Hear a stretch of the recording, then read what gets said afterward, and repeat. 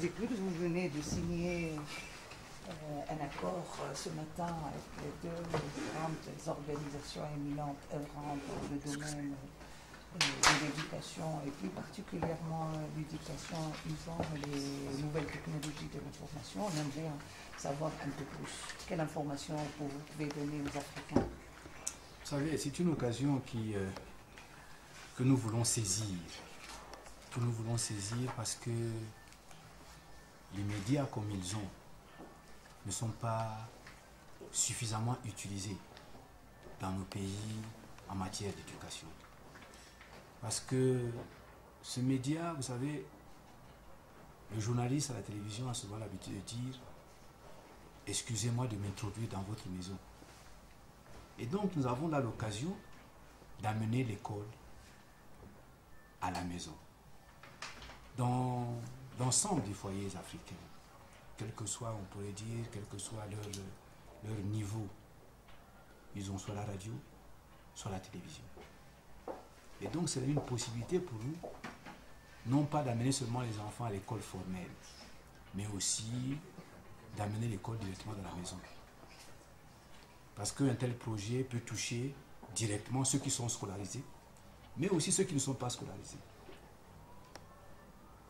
Je vais prendre un exemple, vous savez, on trouve dans les maraîchages, ou bien dans les plantations, vous pouvez trouver une maman qui amène sa radio.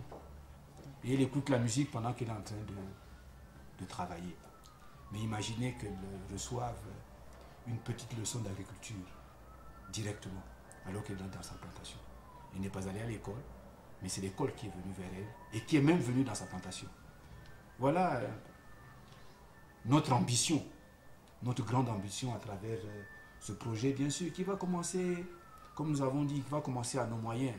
Il ne sera pas nécessaire que, il ne sera pas évident que nous l'implantions directement dans l'ensemble des pays de l'Union africaine, dans l'ensemble des pays africains. Il y aura certainement un échantillon, comme qui va nous servir également comme un cobaye, comme des pays cobayes. On va prendre 8 pays, on va commencer petit, gagner en expérience, et faire de sorte même que dans ces 8 premiers pays, nous allons faire une démarche pour leur demander est-ce qu'ils acceptent le projet.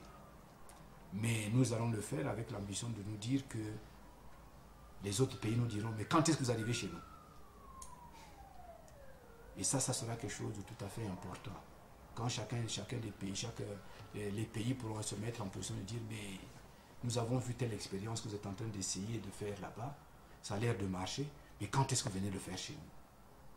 Je pense que même si un seul pays le fait, ça sera quelque chose d'important pour nous. Et ça, c'est notre ambition à travers la signature de ce mémorandum.